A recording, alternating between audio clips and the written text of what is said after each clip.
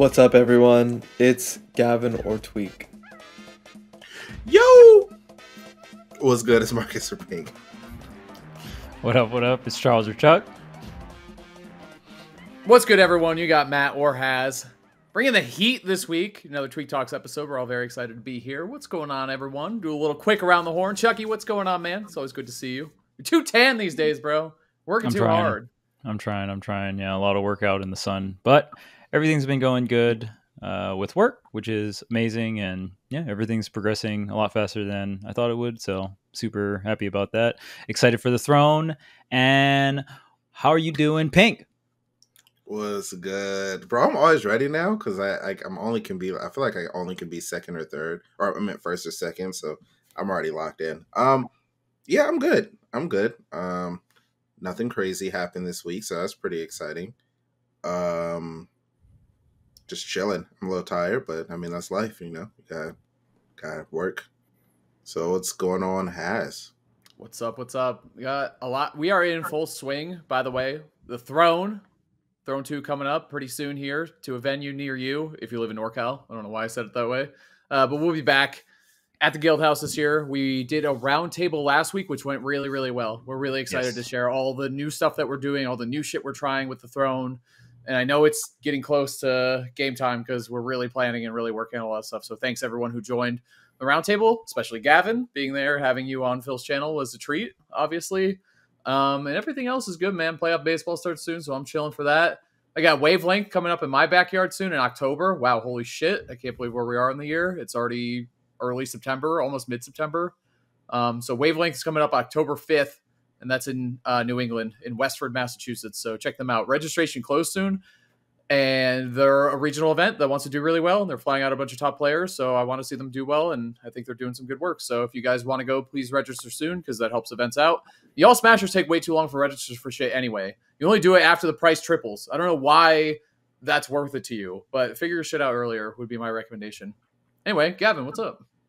What's up? I'm exhausted. I just got back from Riptide. I don't know how all these youngins do it with going to tournaments every single weekend, but I'm trying to keep up. 2 nights in a row is really stinging, but we go again, I guess. I have the Luminosity Invitational coming up. Also, for anyone who's interested, I have been occasionally recording some VOD review from tournament sets, especially losses. So if anyone's interested in that, a lot of you already support the Patreon, and we appreciate that. But we do some bonus content alongside the VOD review I just mentioned. But yeah, thanks so much for supporting the Patreon. We can get into the general episode. Wait, but there's more. Aren't we recording some Patreon topic? We got a great Patreon. Marcus was already getting fired up before the episode. That's how I know it's a good Patreon topic. So with the Throne coming up in the LG Invitational and a lot of Invitational and Summit style events, everyone thinks they know. This is the lineup. This is who we should invite. No question, hands down, biggest banger tournament of all time. We're going to settle here on Tweak Talks. We're all going to create the Charles Invitational, which sounds elegant, to be honest with you. That sounds great. The Pink Fresh Invitational, the Tweak Invitational, and the Hazmat Invitational. We're going to tell you who we would invite for the Invitational. Not only that, we'll tell you what the bracket format would be, side events. We're going to sell you on who's got the best event and who knows what the hell they're doing. Go to tweaktalks.com/Patreon to sub and see what we're up to. You sold that pretty well, I'm not going to lie. It was nice. Really? All right. Take my notes from Phil, man. Man knows how to turn it on. I don't know what to tell you. Anyway, let's talk about, you want to talk Riptide just a little bit? There's some results. Here's maybe a little bet I'd like to collect on just a little bit. My man Shuton, can we just, for a second? I was so, it was a 3-1 too, was it not? Pretty sure it was. First set, and then second set was 3-2. 3-2. Yeah. That second set was crazy. Crazy. I thought he was talking about Shuton Zamba, though. I was. Yeah. Oh, my bad. I thought you were That was the bet. Shuton Zamba, I'm not going to lie, that was really rough. For Zamba. For me and Shuton, it was great. Yeah. Especially for you, yeah. YouTube, let us know. What does Gavin owe me for losing that bet? He bet on Zamba. I bet on Shuton. He took the numbers. I took the heart and the soul. Tell me what I win in this bet. I have an idea, but I'm not going to say it until I'm going to let chat fill in. And not only that, I forgot. I have to ask chat. I got to ask you for one more thing. We're going to start bringing guests back on. It's been highly requested whenever we see people at tournaments or YouTube comments and all that stuff. People want guests. We get it. Keeps things fresh. Keeps it good. So let us know who you want to see for the next guest. We're like, who's our next guest? Is it Coney or is it Mars? It seems to be our guest list is pretty exclusive. We need to expand it here. So if you guys could let us know, that would be great. We have some ideas, but I feel like it's just been a little while since we've had a guest, and we always have a fun time with it. So, anywho, Void and Larry are also frequent guests as well. Like we have, yes, Larry, we do have for frequent sure. guests. Yes, Larry rules. Hopefully his facial hair is growing back. We got so Shuton, not just the W over Zamba, helping me out. Oh, you know another prediction I had that went great? Riddles, baby. Riddles, yeah. I told you. Anyway, game 5 against Sonics. What the fuck? Huh? That's Was How's it? he doing? Was it twice? It was twice. Right? twice. Yeah. Yes. Well, what's I up feel with like that? when Terry specifically gets a lead against Sonic, Sonic has to approach the Terry bubble of him just doing nair F tilt forward air over and over again, and it can be kind of tough because I was saying like Sonic doesn't have a projectile, like he is the projectile. So if like he doesn't time himself properly, then he's just gonna get hit by that nair and take 2 million. I mean that move is absolutely ridiculous. It just lingers for 20 years. It feels like it combos into anything. It's pretty incredible. And then you always have the like surprise factor of Go Meter. Riddles was doing a lot of just raw power geyser. Like you'd be like, I think they're gonna jump. I'm the sending whole it. bracket. Yep, the whole Dude, bracket. he was- I think they're gonna dash in. I'm sending it. Like He was spamming super moves like a silver fucking ranked Street Fighter 6 player. Like he was just mashing supers on Wake Up Hey. Anywhere, dude. he learned something. Like Whatever. It's all good. The thing I was good. Power Wave 2 is great in that matchup because it's just a grounded projectile that can clank with Sonic early enough in the spin animation, which is it's so helpful. It helps so much to be able to put some sort of pressure on him from that far away. So he plays the matchup really well, but it still kind of looks like dog shit, honestly. So pretty impressive from Riddles as usual. He got the occasional 10% from the power waves. I noticed. Yep. There was one game where he actually got a stock from the power wave, where he Yeah, got 'cause the he kept power running. wave and he kept running and then followed like the panic. I mean, it wasn't. I can't remember if it was a confirm off power wave or if it was just a scramble after power wave. I doubt there's a confirm off power wave, but yeah, I mean, to me it felt like it was just very impressive. Like I said, that matchup is not great at all, and the fact that he's able to play that well versus Sonic specifically in that matchup is so impressive. And honestly, the way he just plays against Sonic the character in general, I mean, I think I think a lot of players can watch that set and take notes, because if Riddles is able to take Sonic this close with Terry, like, come on now, you know what I mean? I just feel like just the way he positions himself for Sonic, because I think the community in general is getting better at fighting against Sonic, because the main area you don't want to be against Sonic is right above the spin or like around roll distance, but it's more so you want a position to catch the spin. Eventually he will spin at you, right? And then you position yourself with a hitbox. I think that's why Corrin is very good. And Riddles is making it work with his nair. This was really funny. I think the commentators thought that yep, they're like Sonic Swan. I was like, you just got to look at the bottom. Pro tip for any caster: you see a Yeah. game and you're not sure, look at the bottom. Whoever's got percentage, whoever's got numbers by their name, they got it. But yeah, I think Riddles plays that matchup so well, and I think a lot of players are beginning to play the Sonic matchup a lot better. Obviously, this character is still omega oppressive off stage. There's not much you can do about it, but Riddles' recoveries were really solid, and he was able to get back to the stage most of the time.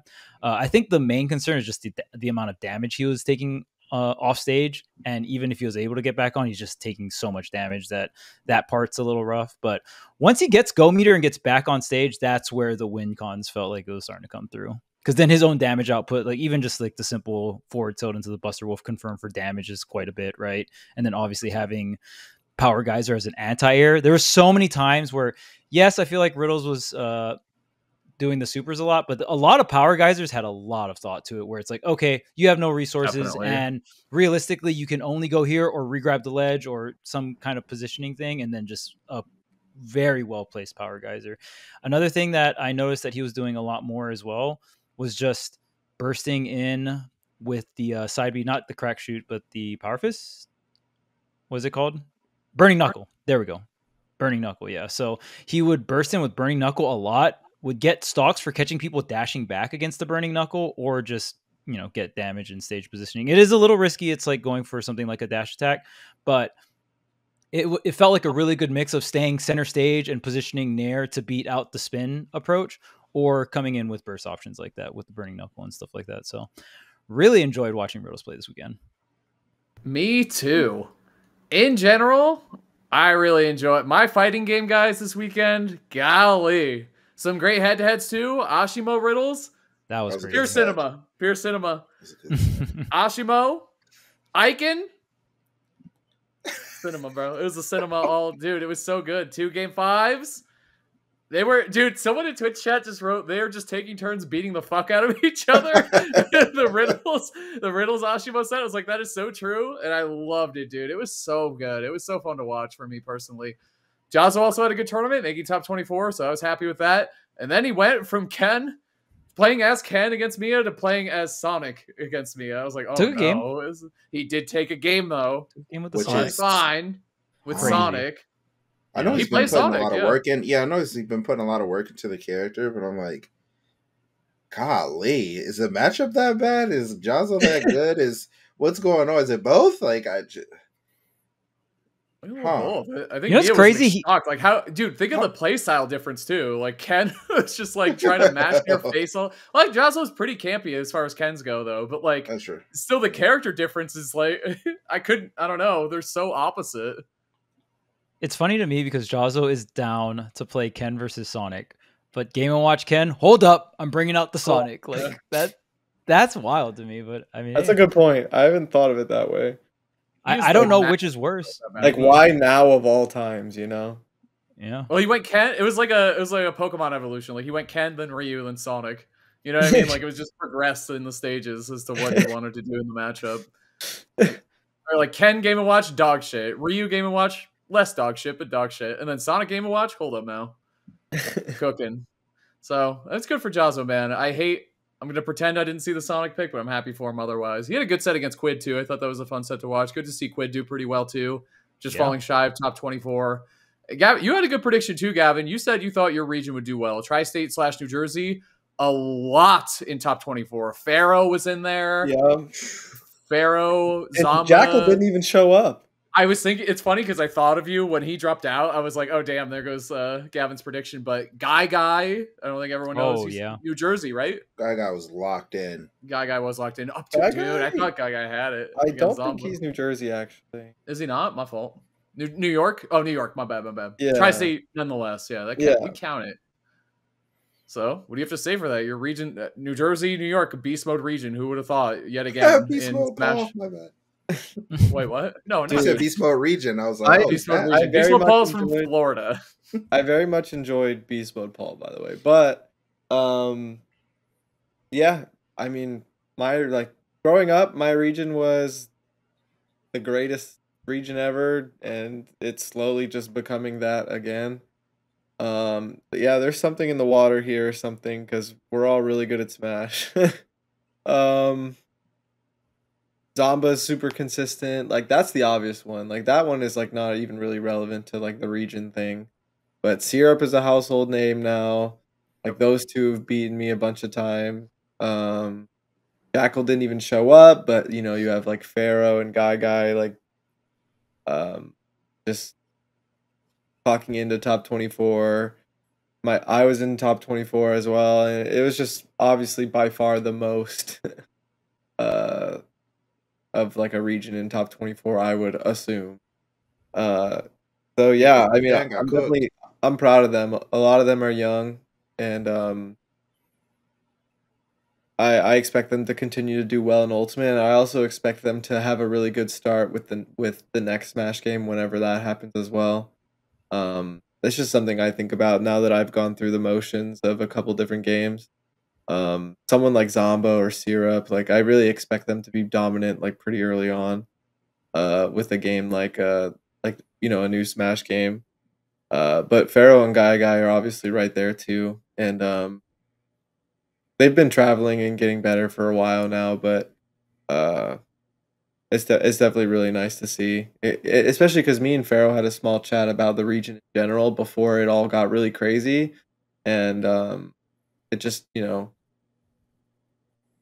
our conversation kind of just brought like the top 24 just kind of made it obvious how we were just talking about how well the region had been doing lately. So Dude, Pharaoh game 5 against, there were so many close calls in region too. Like I think Guy was up 2-0 on Zomba, which obviously is an in region knockout anyway. But Pharaoh was game 5 against Riddles. Like it was just crazy. And I think Syrup beating Mia is that is so impressive to me. He looked comfortable the whole set. He dropped insane. He dropped the game and everything, but it just didn't look like Syrup got phased a single time in the set.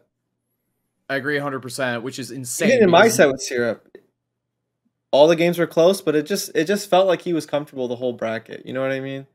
And that's something about Zomba too. Like, there's nothing you can do to phase that kid. Like those are the two people I lost to. It's just they're just so comfortable, or at least that's what it looks like from my perception. I don't know. That's someone actually made a tweet about this with his set against Riddles when Riddles had that huge comeback in game 1. Remember? Yeah, and Zomba just like he took a second and he's like, all right, let's lock in, let's play again. Like that's it. I don't know how. I'm sure internally it's very different, but having that control physically to just like, I think he had his hand on his face and he was like, and then he's like, all right, let's play again. Like, let's keep going. I don't know how you do it. And then took a game off Riddles too after that happened. He absolutely stole that game though. Riddles was like, he was so clutch this weekend. He was just so clutch, which I think with Kazuya and Terry, given their DLC mechanics that they have, it's to be clutch with those characters is just, man. I mean, I don't have to talk about the Beast Mode Paul one that he did too. Where he just straight up cheated through everything, dude. I was like, the Magic Burst. We got to talk about that. I was like, no one's been mad at Kazuya in a while. What's that? Like, if I saw that like sequence like 7 years ago or something, I'd be like, both of those characters are just cheating. Like, first off, this character is just spawning like a stage-sized explosion.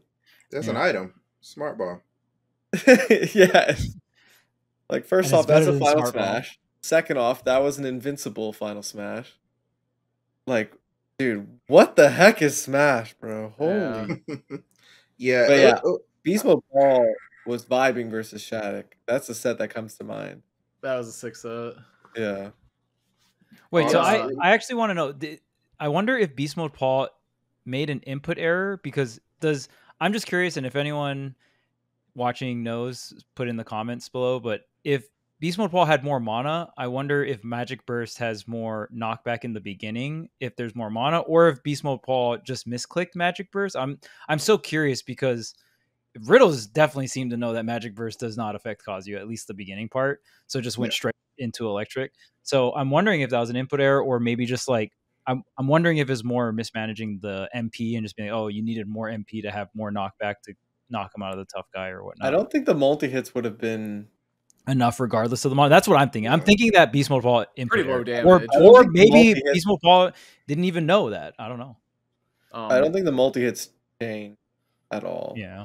Yeah, it's probably just the final hit. I mean, it could have been a few things. He also could have thought he like would catch him right before he hit the ground, in which case I think Riddles was buffering that regardless. I think Riddles buffered that for sure. Yeah, I'm not gonna lie. I think it sounds like a Kazuya tactic. Yeah, just like I'm landing and I'm buffering. And it worked. Hold on. It did work. Yes, you know what? Riddles is like, you know what? No one's complained about Kazuya in a while. It's time to dust off this old trick. Hold up. I mean, he barely even played Kazuya that event. Yeah, it was mostly Terry. Yeah. What were you saying, Gav?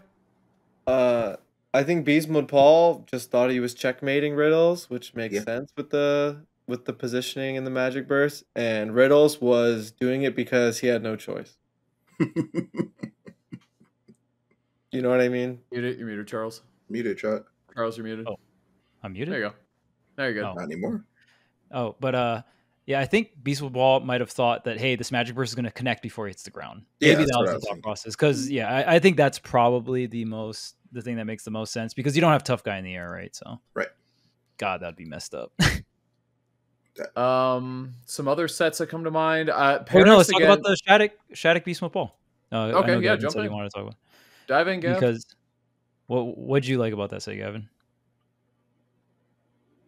Huh? You go for a second. Sorry. Oh, okay. So okay. honestly, Beast Mode Paul in general, you know what was my favorite spell he used this entire weekend? Bro, it was the Flame Slash. Bro, brought out the Ledge? sword. Well, you just shield broke so With the many shield people with breaking Flame people. Slash. It was crazy. He would just get the oomph for the psych up and just be like, cha, and you're just done. And it has so much crazy range too. So I had no idea that move could shield break shields that with that much health. So it was really exciting to watch. Yeah, go for it. I was watching some of Beast Mode Paul's matches, especially the Shattuck one with Aaron, who is very knowledgeable of Beast Mode Paul and very knowledgeable of Hero. So yeah, that was really cool. But I agree, Flame Slash has actually always been my favorite hero move, regardless of like what happened at this tournament. So that move is just cool. It 2 frames, like with the psych up, it breaks your shield. It's huge. It's fast. Like that move is just raw. But yeah. Also, I know it didn't hit there, but once again, I want to say to the world, Corrin's confirms and Tobacco at the corner are 3 million times better than Wolf's Fair Bear. Oh, Yeah. yes. I just want to repeat that to the world one more time. I don't know if I've said it on this show, but I think it's so much better than Wolf's Fair Bear that they're not even in the same universe. Not All even right. close. Next. Dude, Wolf Fair Bear, you need to be like hard drifting in. You have to do the fair really low. It's so much so much more situational. Where Corrin's like, oh, I nared drifting away. Let me just back air you. Corrin can do Fair Bear or Nair Bear. Yeah, take your pick. Yeah, they could do Hold the reverse positioning, it's nair, safe, it could yep. be- Yeah, it could be multiple versions of the Nair. Like they don't have to be. They can do it while being safer on shield. Mm-hmm. I'm just saying, bro. And the bear is obviously 3 gajillion times larger than Wolf. Dude, Shattuck is insanely consistent. Like, Yes. I was pretty sure he's gonna make top 8, but what's up? I counted in this Beast Mode Paul set. Counted Guess what? how many Zooms? times Shattuck grabbed Beast Mode Paul? Oh, I was talking to you about that. Was it That's 0? why I counted. It was 2 times in this game, game 3 specifically. That's it. 2 times. Yep. Only in game 3. So something I Only noticed in one of the games. About Shattuck, which is really interesting, is he doesn't really grab. Sometimes he'll grab on ledge traps. Yeah. But for the most part, and sometimes he'll do like a tomahawk grab, usually with his back facing you. But he doesn't grab. So if like someone's at like 150, 160, a lot of times they can be content holding a shield because he's trying to scare you and like use it. It feels like he's like using the threat of the grab, but he just won't grab. It kind of reminds me of Spargo, like mixing up the fast fall aerials with like the rising aerials. Mm-hmm. So like the grab doesn't like come up as much. Like Shattuck's mostly looking for that, right? Like he'll get an aerial out really low to the ground when you don't expect one, or he'll do one trying to catch you getting out of field. Yeah. Which is a common strategy with these types of characters, I think. And they obviously do it really well, those two. But yeah, I just counted, and it was only in one of the games, and it was twice total. Which is crazy. Yeah. It's pretty crazy. I think in the context of the matchup, I get it. Like with Hero, like he's always in menu. You'd rather put him into shield than run up and grab him out of it. Blah, blah, blah. But Shattuck was shielding a bit more than Paul, which I find a little strange. Dude. I don't know. Beast Mode Paul is like great at 99% of the game. It makes sense, but he is awful at getting off the ledge. Like, it's normally neutral get up, roll, or jump side B. And I was like, dude, what's going on here? But then I thought about it and I was like, oh, he usually just zooms. So it's like, it's probably his weakest area because he's not in the situation as much. And he also has accelerate. So sometimes he just jumps past the ledge. You know what I mean? So I was like, dude, what's going on here? Like, he's getting cooked on the ledge by these like super top players. But then I was like, oh, you know what? Thinking about it, like, if Carried you're on by the Zoom. if you're on the ledge like 6 times a game, like that neutral get up, roll, jump side B. Hold on, that's mix. Bro, it just for like Hero's progression as a character really reminds me of like how much Olimar has progressed over the years. With Olimar, it's a little different because in Brawl, Olimar genuinely was a lot of RNG because of Pikmin pluck. But when you're playing against like when I was younger playing against Olimar, it felt so chaotic and so random and so stupid. But now I like have an appreciation for someone really playing Olimar well, like really going through the motions. Like the flow chart is very nice. Like they're managing everything. Like it's cool. I like it. And then with Hero, it's like the same thing. Like the whole like Hero so random and chaotic thing. It's gone down a significant margin to the point where I'm not thinking about it as much when I watch, and I think that's really cool. Like a good Hero player really they get rid of all the things they don't want to see again. They always find what they need at the right time. Like it feels very like it's like methodical in its own way. Like when you watch Beast Mode Paul playing a set and he's like doing really well, especially like it doesn't look like a character that is like random or chaotic. It's really really cool to me, like how like he doesn't feel as different from the rest of the cast anymore. Like when that occasional thing happens, like the shield breaks and the crits and like the whacks and thwacks, like that's obviously like silly. But a lot of the time, it's generally just like it kind of reminds me like of what when I compared it to like Olimar, like in a way of like they've really gotten their character down to a T, and it just looks very methodical at this point. Like it looks very deliberate all the time. I just find that cool because when the character was first released, like the community didn't know what to do. Yeah, the hate was Right. real.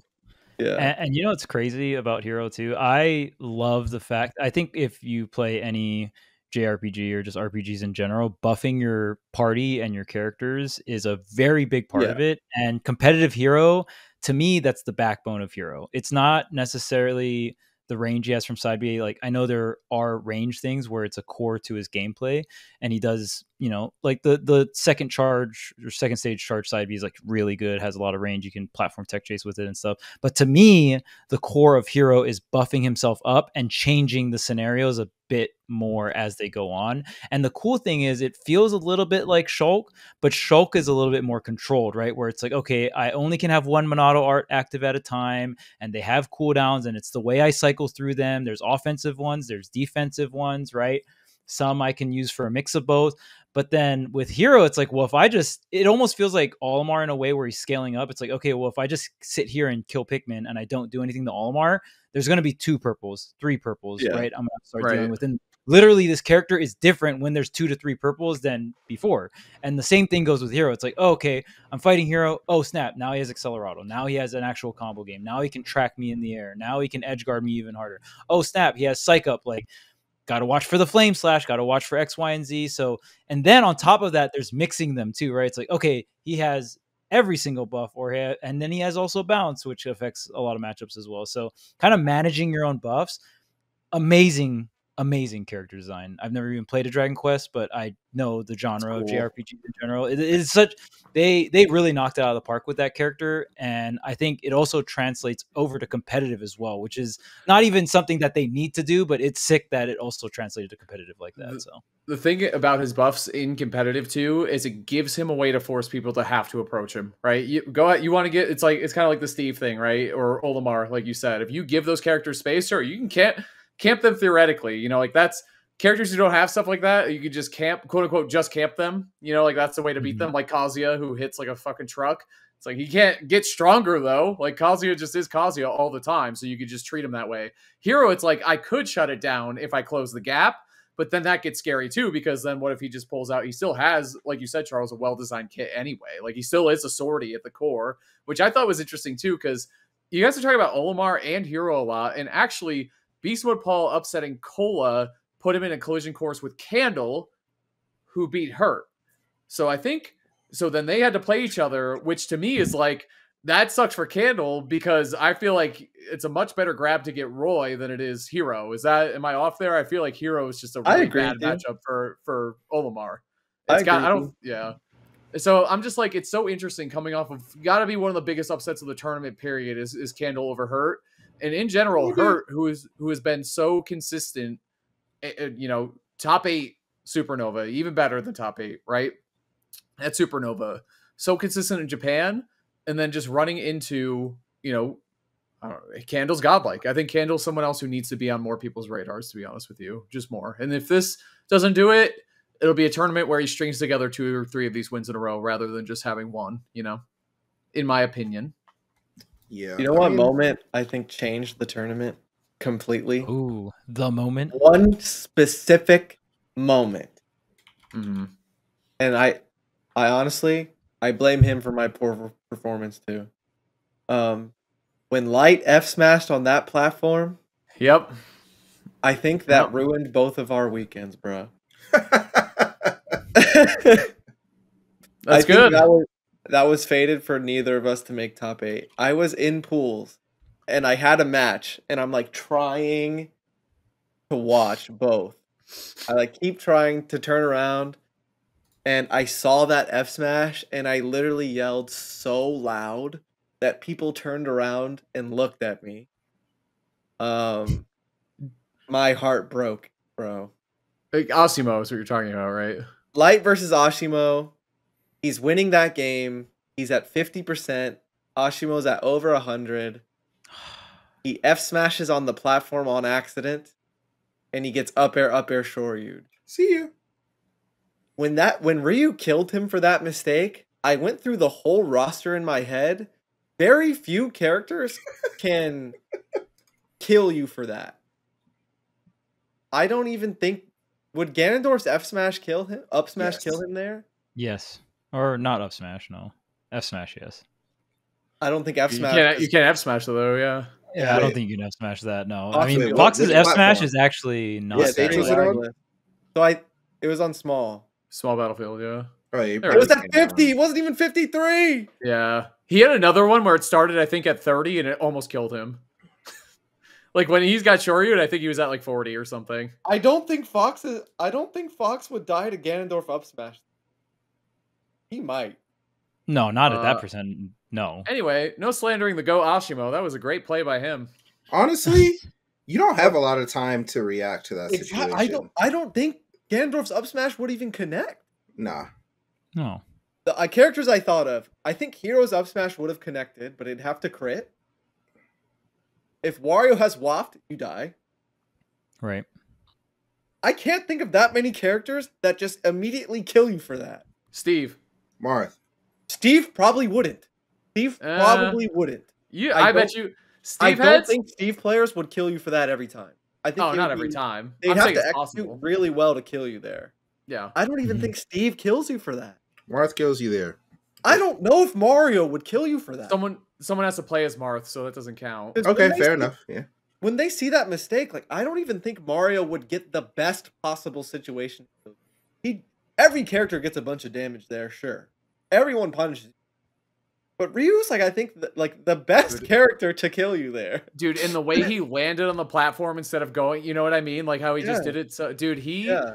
his execution, I mean, I think when Ashimo really landed in the scene when most people knew about him was Invitational, and a lot of it was from his tech chases, which were so godlike with focus, but also just his execution and his ability to just instantly know. Like, it's just great, man. Like, what great character knowledge. Well, and also, you're playing against Fox. You need to look for an opening like that. You need to fuck him up for that because he dies at 50 sometimes if you're the right character in the right circumstance. And you need that to happen if you want to beat Light. I can't even watch that again, bro. I get it. Put that back It's on, very Chris. Come sad. on. I'm No. sorry. Oh, I'm sorry, Paris. That's my Luigi. goat, though. Man, Luigi. Oh, Luigi crazy. kills him. He jumps up and grabs him. No. No, Sour Nair No. would. Sour I Nair. was just saying, would then kill down him. throw up B. No. No, just Sour Nair Nair. up B, yeah. You have to do Sour Nair short hop. I guarantee you, Luigi can do it. Raru's killing him there. Yeah, they Guaranteed. find it. That's what I'm saying. But I think since the mistake happened, I think a lot of people hearing me say this would think a lot of characters would, but no, It's you not a don't. lot. You're not. It's not a You lot. don't expect Light to just F smash on the platform on accident. If you're preemptively charging a smash attack before he makes the mistake, sure. But Ashimo's in the center of the stage, positioning himself well for Fox's platform stuff and like aerials and all that. And Light makes the mistake. Ashimo dashes forward, jumping up there, kill. See ya. Like Hero and Wario have to hit the punish and have the condition for it to kill. Like have the walk or get the crit. Like Ryu just does it. Like I don't think Ganon kills you. I don't think Steve kills you. I don't even know if Mario kills a character like Fox with like a rising aerial while he's on the platform. Like, you would probably have to get like a falling up air onto the platform from a full hop, and you might not have enough. You're not going to get that. Yeah. You know who might get a kill is Ken. Maybe. Double jump down air, proxy jab Shoryu against Fox. I think it might. I don't know if like. Well, come on, that's obvious. It's Ken. Like it's right next to Ryu. I know, but I don't know. even think Ken kills him. We need chat. Everyone lab out your characters. Let us know who kills Fox there. That's what we need. But I want the same frame advantage as Ashimo had. Correct. Yep, yes. So you had to have just done the backdash. Yes. Like, people are going to misunderstand that part specifically. Jazzo, I'm sending Jazzo. He'll figure it out. Essentially, a rising aerial or a grounded dash option is like kind of all you got. Yeah. Right.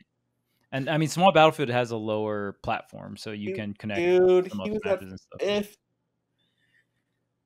Yeah, that's the life of Fox. That is Does it. Corrin kill you there? All right, anyway, we're gonna. I'm moving. Yeah, this is. You know what's crazy? Light. I honestly didn't feel like Light was playing that well this weekend, but he still beat Mia, which was wild. Mia. Yeah, that was crazy to me. Which is crazy because that's him destroying a bad matchup, but then Shattuck did it right back to him, which was insane. He 3-0'd him. Everything about Light was so weird. Okay. I don't get how he had that much trouble with, because Fox Corrin is like historically like hard for Corrin in both games. Yeah, I think I watched that set, and nothing to take away from Shattuck. I think Shattuck played that set well, but Light was playing like some dog shit. It was bad. that was bad, straight up. There was moments where it's just like he dash up, grabbed instead of up smash, and that would happen because he's playing Smash 6, so maybe he accidentally hit shield or something like that, or I don't know if he has other button configurations like X grab or something like that, but that was super bad, and he didn't even throw. Like, he was so tilted that it just Shattuck got grab releases, like didn't even forward throw. So you could tell that Light was not playing well just from the sheer execution. And then on top of that, you could see the frustration in the player cam too, especially after that one grab and he just like grab released. It was bad. So I think Light was able to lock in certain parts of the bracket, but I don't know. But the execution just didn't really seem like it was there. I didn't see the 100% hit rate or like the 90% hit rate on tech chases, especially when Light's on point. You see him do like the single jab OS and you just get blown up and you get up smashed no matter what option you pick. Stuff like that is so important with Fox just because of how fragile Fox is. If you're just a handful of mistakes or you not getting the up smash on a tech chase, even though it's not technically quote unquote true, if someone's on point, you get tech chased by a really, really good Fox, especially someone like Light, you're dead. Like, you're just going to lose the stock because they're going to cover every option on reaction. So it might as well at that point be a confirm.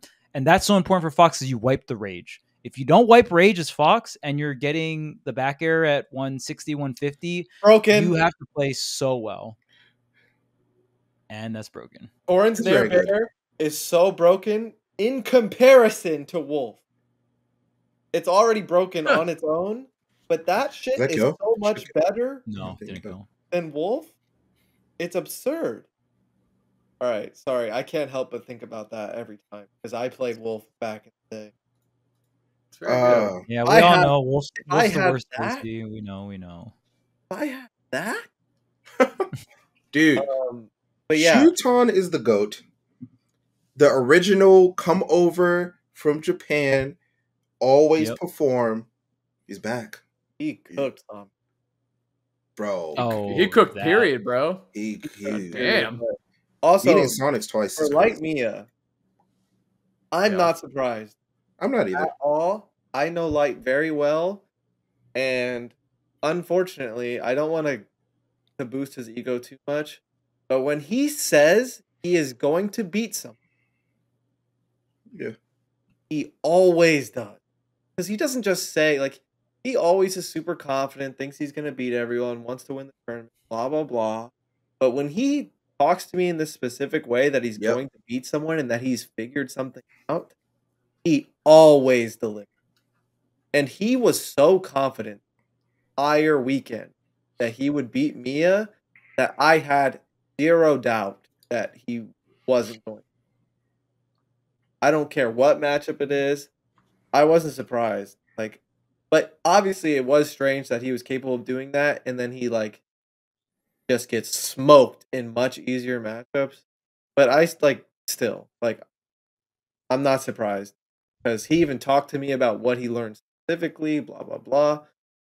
Like, I'm not surprised. Good shit to light. Like that is a huge one. I know he's beaten Mia before, but I think this one's a little different. It's open bracket. It's B tier. Blah blah blah. Also, I think that shit should have been on the mainstream, regardless if it's winners, losers, or whatever. It was number 10 versus number 2. Yes, dude. I know there's a schedule, quad stream, this and that, but I don't think that much would have like it's number 10 and number 2. Like they played in a corner and like no one really like we're not audibly like we're just a few people watching. Like at least in the venue. I don't know. Like it's No, number that's 10. It's number 10 and number 2, bro.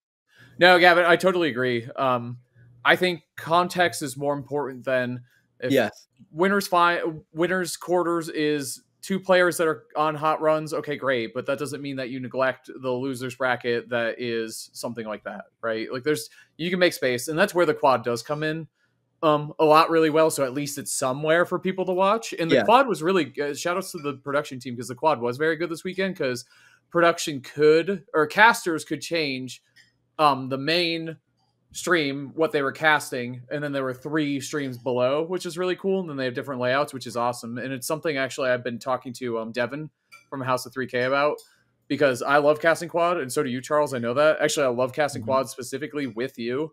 I think we have that good combination. Dude, we're kind of goated. We're kind of goated. I usually don't talk about my own commentary in that way, but I will say me and Haz on quad, that shit is lit. It's a great combination of like my ADHD and good character / game knowledge and your amazing character and game knowledge where there's 8 characters at once fighting each other and we can just kind of keep up and like do all that. I think we're very good at that. But anyway, I love quad and I think it's important for exactly what you just said, Gavin. Like one of these players is out of the tournament after this. We need to see what the fuck happens. And it could be Light and it could be Mia, who are 2 crowd favorites too. And I think too, like Mia falling out this early, it really just seems to be less of a trend and more of a consistency where Mia just has a hard time when he travels over here, right? I feel like he either sweeps from winners or some 17th, 25th type place. I don't know what's up with that because it's not like it was a bracket thing because he had to play Light and that's who he lost to. And Syrup, who, I mean, obviously Steve is a whatever matchup, but he plays against the best Steve on the planet all the time. He didn't get matchup checked. It's not like he came through and was like, whoa, this US insert Zero weird Suit Samus character times 2 or 2 Sonics or whatever. Yeah. Yeah. He almost got checked by Jazzo. True. Yeah, true. The Sonic, but yeah, I mean, it's definitely not character infamiliarity. So it definitely raises the question: is Mia just not as comfortable? I mean, traveling from Japan, it is quite the far journey. I don't know how early Mia's coming in to acclimate to the jet lag and stuff like that. Maybe something Mia has to do is just come a day or 2 earlier, but obviously that takes more resources and all that other jazz. So it'll be interesting to see. I'm very curious if it's just the atmosphere itself or if it's just the travel itself or something he's got to figure out, right? Because obviously he's amazing. He's insanely good at the game, but something might just be a little off. And the crazy thing is, at least the Light set, it was just a straight 3-0. Not even like not clutching out game 5 or something like that. That's why to me, something's got to be a little off. Because even I completely respect Gavin's statement of just whenever Paris says, like, I'm going to beat someone, he's going to beat him. But for Mia to not even take a game, come on. Either the Game & Watch Light or the Game & Watch Fox matchup might not be as bad as we think. Maybe it's just more just Fox playing more neutral. I don't think that. I think Meister plays it better, like a lot better. Okay, that's fair. I agree with that. Yeah, I think Meister, when he hits Fox hits a bit harder and is Meister willing to shields go more. for- Yeah. Oh, there you go. Meister makes him play the game a lot, like the guessing game a lot more. It's pretty simple. Yeah. Meister Well, shields a lot. Well, I also think Meister, what branches off of that, because I think for Meister, it feels like it's easier for Meister to get the kill, but there's also, since Meister's shielding a lot more, there's the mini game, and this is the main reason why I think this matchup is not that great. Can Fox grab Game & Watch, put him in disadvantage, hit a single up air, and like just up air the crap out of Game & Watch, and then maybe get an up smash out of shield or get a sour dash attack back air, which Mia was doing a really good job of DIing, by the way. Didn't really get hit by that. You are a floaty. If you're a floaty and you're getting hit by sour dash attack at ledge in the back air, you need to reevaluate your DI. You just have to normal get up and not, you got to flick your stick back after you normal get up. Just come on now. It's not that complicated. But so what Meister does really well, since he is shielding more, he plays the spot dodge game. So it's like, oh, if Light goes for a grab on me, I'm willing to stay in shield and spot dodge. And then, oh, did you just grab my spot dodge? Let me up smash you or just completely destroy you, right? Especially if it's a dash grab, like that's the stock, or something like down smash, right? You get the barrier or something like that, or at least get that close up hit that sends at like such a nasty angle, and then Meister can just go for the edge guard. But yeah, I think Meister's more willing to play the RPS of, I'm going to shield a lot. You can't jump over me because I just up B on reaction, and I am willing to do degenerate spot dodges to get really fat punishes, because realistically, Fox's only out in the matchup is grabbing or risking a dash attack. And you got to risk the dash attack right when you think Game & Watch is going to short hop Nair. Yeah. And you got to hit Game & Watch as he's coming up on that short hop to set the Nair up. Because if you dash attack too late and he's coming down, you could just get beaten out by the disjoint, right? So that's the main mini game that's going on with Fox Game & Watch. And I just think Game & Watch gets way more damage and kills for winning the mini game than Fox does. So I obviously it's not that simple. Game Watch can also, like, they both have other advantages, but that's the core of the neutral, and that's where I think that problem lies. I like the way you phrase it a lot. Like, think of it like this: Fox's grab is really strong. It really is. Frame 8, it's quick. It puts you in a really bad position. But is it as strong if it's like the main thing he's looking for? No. If his grab is just really complemented by his other strengths, and Game & Watch doesn't deal with Fox's other strengths. If we're talking about, like, if we're playing for more of Meister's perspective, like heavy Mia is often forward airing a lot more spots where Meister. You're cutting off. Sorry. Meister might just be, he's usually shielding a lot in spots where Mia might be fairing or nairing, versus Fox specifically. So if Meister knows, like, he doesn't have to deal with Fox being above him or hitting his shield, the grab becomes that much weaker. Imagine a matchup where Cloud has to grab to get something started. Like, that would really suck for Cloud. So that's what I think. Like, if you think of it from, like, Spargo's perspective, if you were watching Spargo, imagine if he was fighting someone where the only way he can get anything started if he ran in and, like, grabbed. Like, that would suck really bad. So it kind of reminds me of that if we're talking Fox versus Game & Watch. Yeah, and I remember my statement earlier saying that Meister punishes harder. It's probably the other direction. I think Mia on hit plays the advantage state better because it's a little bit more flowcharty in a sense where it's like, okay, because Mia's playing tilt stick, right? So just following Fox, mixing up air and nair, because if Fox reflectors, you can nair and all that jazz, and then goes for things like 4 tilt 2 frames and edge guards. But I think Meister just plays the neutral better. And remember, also take this into account: if Fox dash attacks Game Watch's shield, you are getting up smash. Like, you will lose your stock, or you'll take a bunch of damage. Like, up smash can just literally combo into up air and stuff like that. So when look at that set back with Light versus Mia, there's so many times where Light gets a dash attack on Mia. And I'll tell you right now, against Meister, those dash attacks are not flying. Those dash attacks are getting shielded. They're getting up smashed. And again, I think the way Meister plays the neutral is just a lot better, because he's really taking advantage of the risk reward in neutral more so than getting the opening. I think Mia is really trying to get that opening and get that edge guard, or really get that opening and get that advantage state, right? But again, I actually think Fox is one of the better characters to get out of a juggle situation from Game Watch. Obviously, Game Watch is still amazing at juggling Fox, but Fox has the reflector against up air. You're one of the hardest characters to juggle in that game because you're the fastest faller. You have one of the best like fast fall neutral air dodges in the games to get through things like nair or up air. So I think Mia has to play more of just like leveraging the neutral part of the matchup, because I think that's the tough part. Game Watch does have a very good advantage stage, especially when he gets Fox off stage with no double jump. Like he's cooked. That back air is going to destroy your Firefox. It's over. So yeah, I mean, it was interesting, but we'll see how those two players go at it in the future. I always wonder if like the players, like super top players, like actually watch Tweak Talks or like listen, or like someone sends them clips like, bro, this is what they said about you. Because like we're not even, I think a lot of times people may be like, bro, like why are they being so disrespectful or like mean or something about the way someone plays? It's like, no, it's just something we notice. Like it's something that they could work on. Like it's something that could help them grow, and I think we do a good job of breaking it down a lot of times. And I just wonder if like people see it. Like I wonder if someone is going to translate it and then send it to Mia, and then Mia's like, oh, I should play the matchup this way, and then next time you see Mia play light, it's like completely different. That would be interesting. Sorry, Paris. Yeah, my bad. Yeah, I mean, dude, Charles, you know what this reminds me of?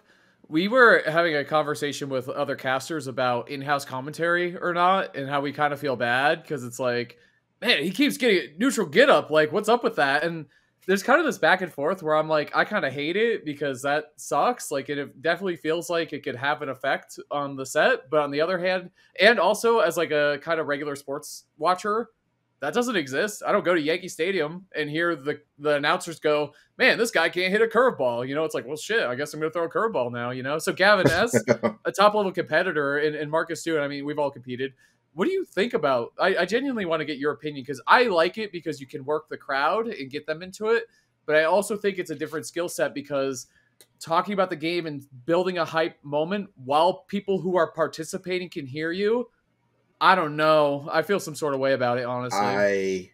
It's difficult. Hate. Yeah. It depends on the venue, genuinely.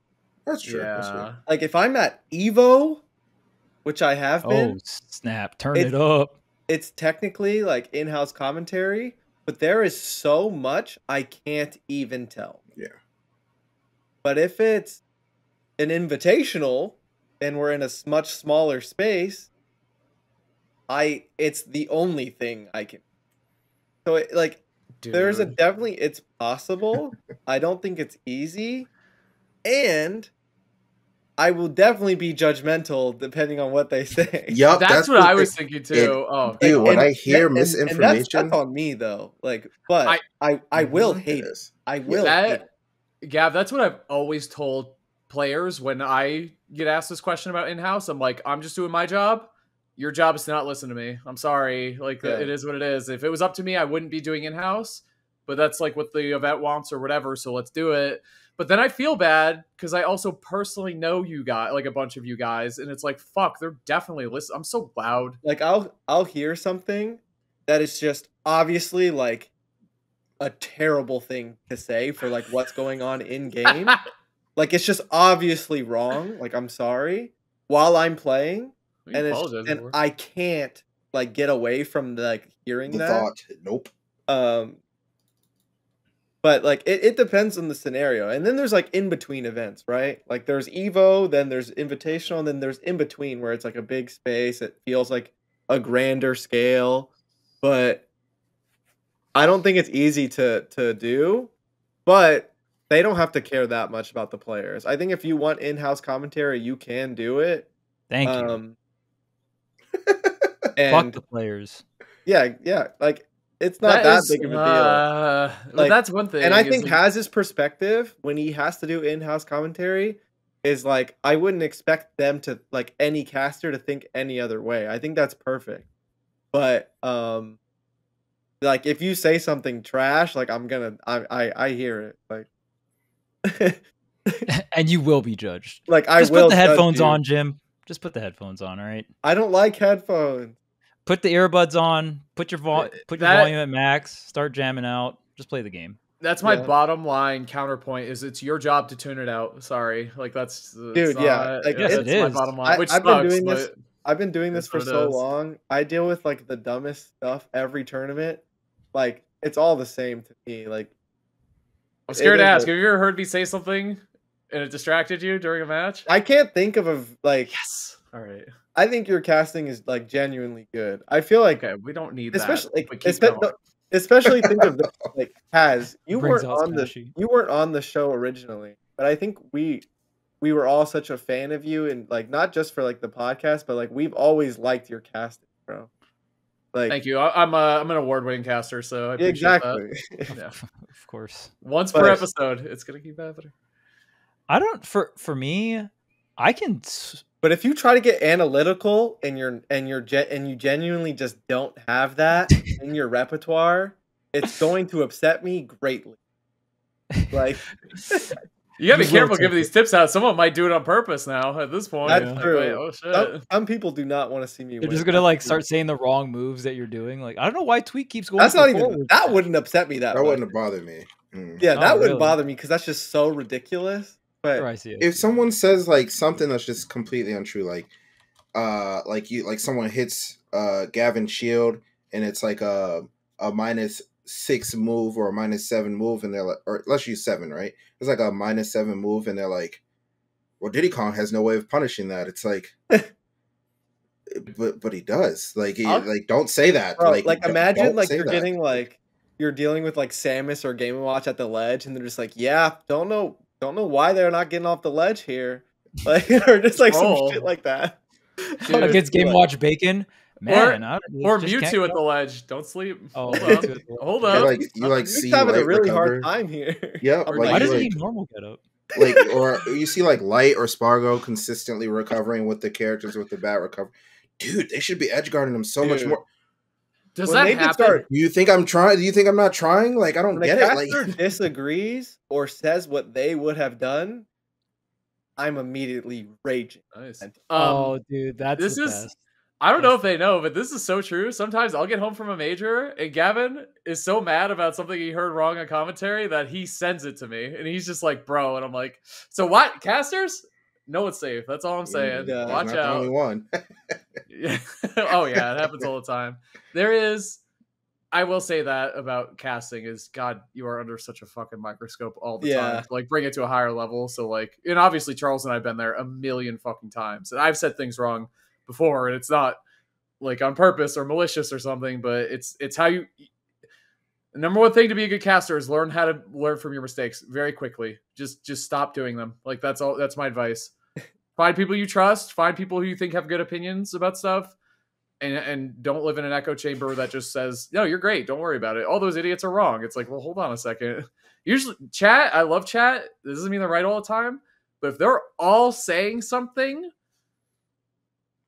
I don't know. Maybe there's something there. That's all. I got. Right. And this Like is not 80 like to 90%, for Riptide. This is like yeah. in general. Like this is in general. I'm not Yeah, honing in on anyone specific here, but just in general, that is always my advice. I want to become a commentator. I'm like, learn how to listen and learn how to be critical about advice about or things that you read about yourself. Some of them they're just going to be mean because they're fucking assholes. That happens. Okay, great. Sometimes if 8 people say it in 8 different ways, maybe you're doing something that's undesirable. So you got to learn how to do it. That was certainly Being able to filter feedback, I think, It's is so like key. what you're saying. Yeah, It's so I key, think dude. I think you're very good at that too. I think so. I just take Well, everything. because I mean, to you heart. like really you go. I don't know why I don't give a fuck, dude. Like I don't read Reddit. I don't read the comments. Like whatever, bro. Like I read I'm it for doing you, my Chuck. thing.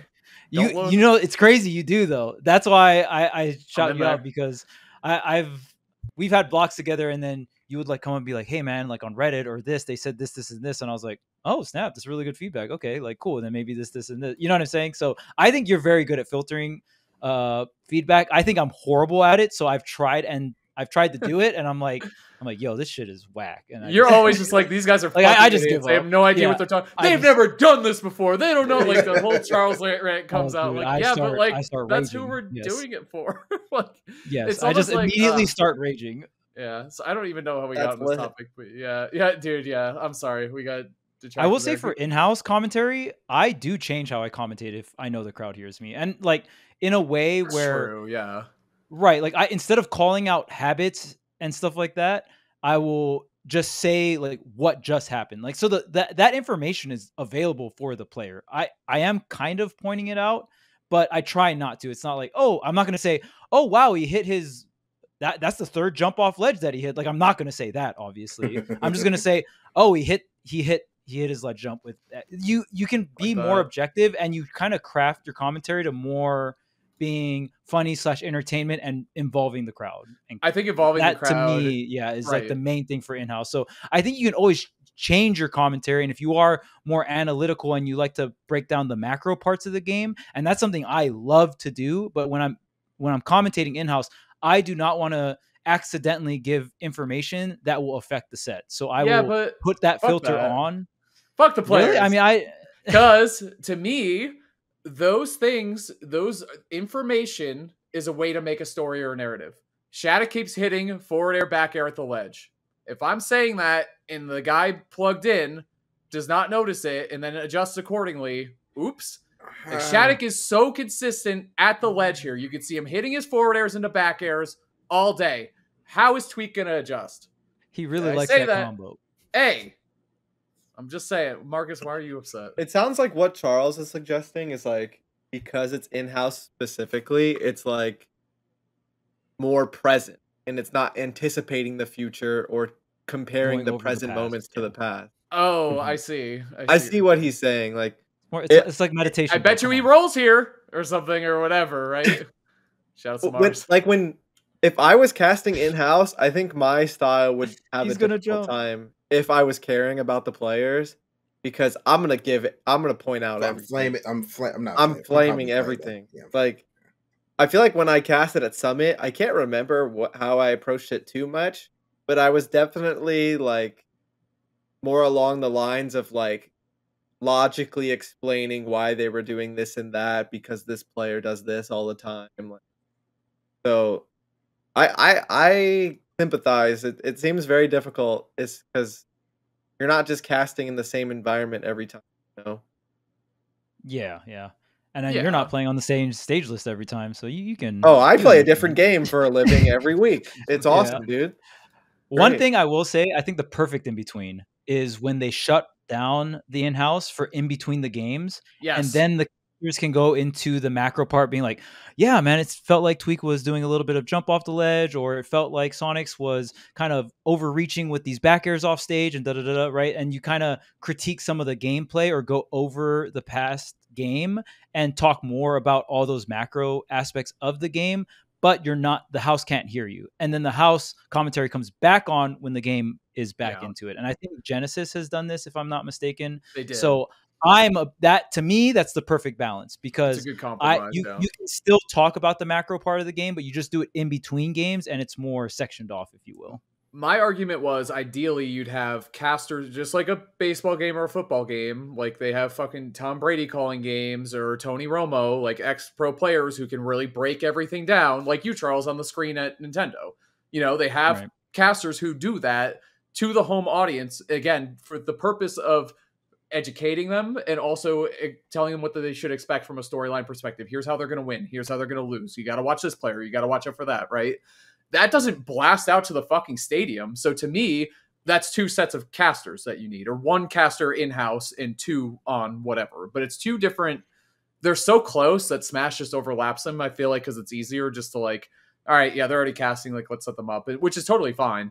But I think having my ideal situation would be one in-house person who is only there to be like, you know, introduce the players, talk about what character that, whatever, like get the crowd hype and work them. And then you have the casters doing their normal job. That's ideal to me, but I like the one you said too. I think it's a good compromise. We are way fucking off track. Congrats to Spargo for winning Riptide. Well, it's funny because I was gonna bring it back because Chuck said something about Sonic's going a little too far off stage with the back airs, and it just reminded me that Shuton was killing Sonic's off stage a lot, like reversing him for trying to extend. And I was just like, bro, like who can you think of like a player that is consistently reversing Sonic's off stage and and taking stock. Like normally, you're fighting for your life out there. Shadon was like, I'm jumping over and down there. Like what? Like Olimar's down air is active, bro. it's very active. I think that's a big part of it. The purple down air, especially where he just needs it to connect. He doesn't care if it's the spike or not. That was a big. I think we can big all agree that Olimar's recovery is ass. Like, right? It's pretty bad.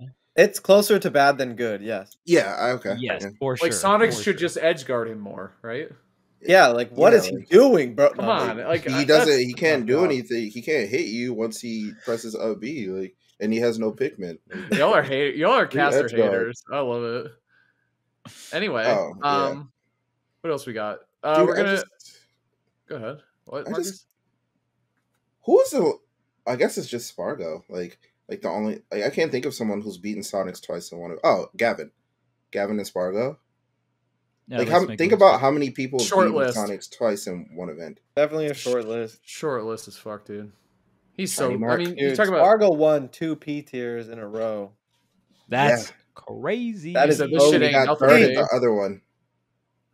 Yeah, he's OD, That is bro. not easy. He's back, bro. Especially with, I feel like just, I mean, obviously, That's the best player in the world. during the Leo era, we saw that quite a bit, but I think seeing it in this era is pretty crazy. Like Aquila has done it, obviously, but I feel like right now, Mia's got a really good shot at any. I mean, even more players than Mia, but Mia has beaten Aquila at multiple P tiers, right? And it feels like there's not a crazy gap between one and the rest of top 5/top 10. So doing it now is very, very impressive. Has he ever been ranked number 1? Nope. No, right? Nope. Well, aside from the Wi-Fi Warrior rank, shout out, obviously. The important one. His Yeah, Inkling's on that list. That's how, and Sephiroth. Raw. What? I know. Hey. Awesome. Dang. Go. Gavin, did you want to talk about Riptide at all and your experience? Oh, Yeah. Close it out, I'm Big trying to Gav. remember. I'm trying to remember all my matches that were like earlier on. I had a good set with Snow. Nice. I was up 2-0. Apparently, was nervous. Snow was like reverse 3-0ing / A lot getting of close people. to reverse 3-0ing. A lot of players I noticed, especially after our set. It's kind of how all of his sets went that I saw. I saw a set with Luis that was a reverse 3-0. Dude, that one was crazy. When he played Sonics after that, it was like he got momentum after being down. Like, and I was just saying, like, yo, Snow is just a fighter. Like, holy shit. Like, he's in these bad matchups or these bad scenarios, like set count wise, and he's just going. But yeah, that was actually the hardest I've ever been Mario'd by a Mario, if that makes sense. He's very good at doing that. Because usually it feels like I have like a magic spell to not get Mario'd. I definitely don't. Because I got Mario'd a few times and I almost lost. So yeah, that was pretty interesting. And then I Real played. quick, if there's one thing you are very good at against Mario, and this is something I pointed out, you do not get hit by up smash at kill percent. You just don't. I don't know how you avoid it. In Smash 4, it was the only thing to worry about. Yeah, but you played a giant sword. Just don't be there. Just get away. He's got caster brain now. He's not that fast on the ground. Don't enter his zone. All right, we get it. Yeah. So, Sorry, Marcus. So and He then got I had to you. play Syrup, and I felt like, Dude, That's why he's good at not do you getting not hit know, by. do you not know that meme was circulating, Gavin? Oh, How to yeah, I beat did. Mario? Dude, I did. holy shit. the picture of Mario, I think, is what makes it so good. Yes, it's very funny. I don't even know what render that is from. Like, it's not Smash. So, but I was telling Marcus, this is the first tournament I've studied for, I think. Because I don't want to say I'm like lazy or I don't prepare. I just don't do a lot of VOD review or like specific bracket preparation. I play the game a lot. I study my characters a lot. I study my potential characters I'm fighting a lot.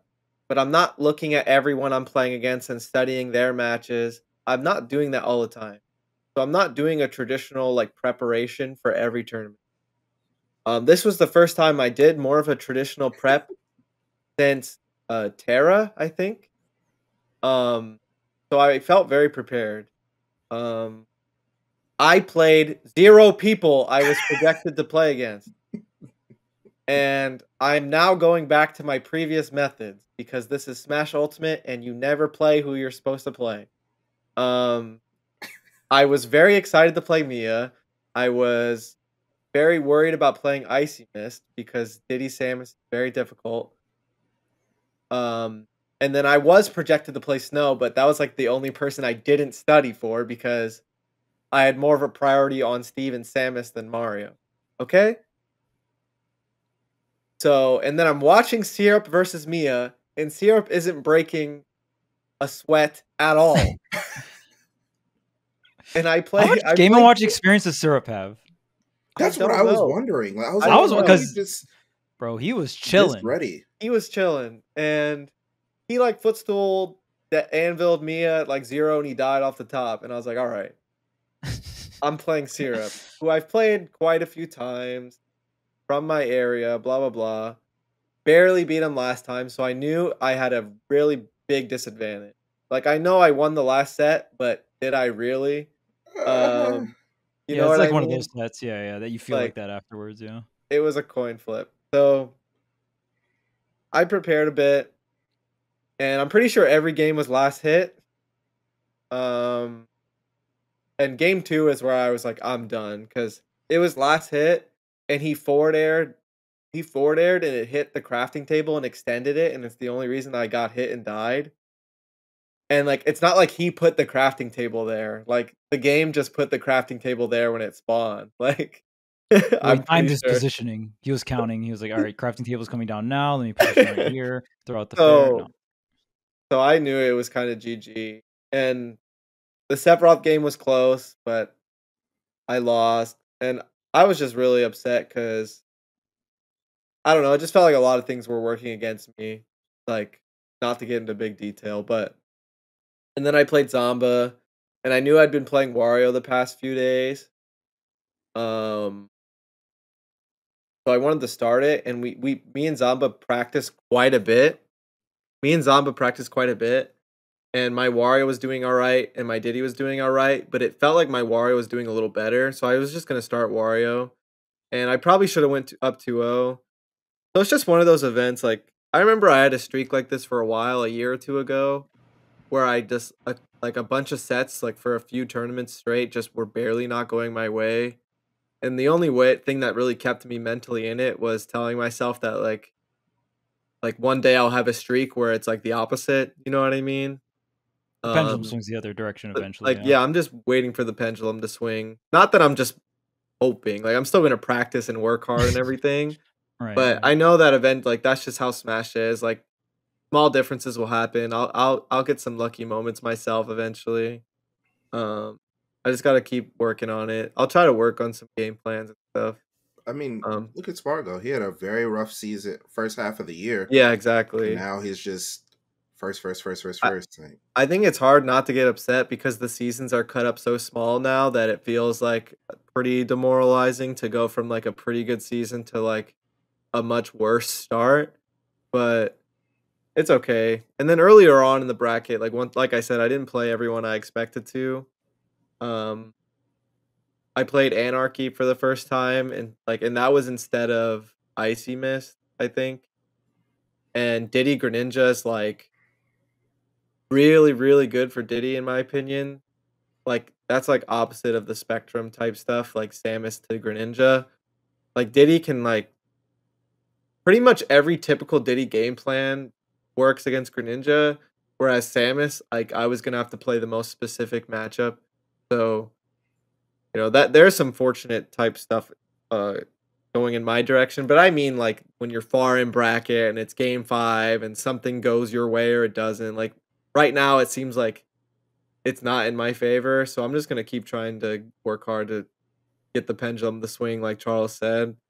But yeah, I'm proud of my region for sure. Syrup, Zamba, like especially because they were my opponents. Like Guy Pharaoh doing really well. Shouts to Spargo. Like that's the GOAT right there, bro. It's inspiring for sure. He's just a fighter, had a bit of a rough time, just clocks back in, wins a couple P tiers. So, um, yeah, I had a good event. It felt very Smash centric. I don't know, that might sound weird because they all are, but when you're in the middle of nowhere, Ohio, and it's like a big Smash tournament, like it's gonna be very Smash centered for all of us. So we played a lot, we hung out a lot, talked about the game a bunch, played a bunch, obviously, like in tournament. Um, and I was really, really crushed after my loss, like for a bunch of reasons, but I'm already doing a lot better. Shouts to B. I feel like coming home was a lot easier just because like she got me a bunch of new stuff like when I got home. Like my setup's all nice and clean. Like it's like set up a little differently. I got a new mic and stuff. Like I appreciate her. So I can kind of just focus on getting back into some. I have the invitational coming up, which is great. I have you know another tournament this month that I can look forward to that I can try to bounce back at. Um, but yeah, it was a great one. I don't know if y'all have anything else you want to say, but I feel like I said quite a bit. It's a great note to end it on, Gab. Why don't you take us out, get us set up for some Patreon content? Yeah, we're gonna get into some Patreon content, just our usual bonus stuff. But like I said earlier on, I do a lot of VOD review now on the Patreon if anyone is interested. Um, and yeah, thank you so much for supporting the show, listening to the show, watching it, Patreon, YouTube, Spotify, all that good stuff. And have a good one.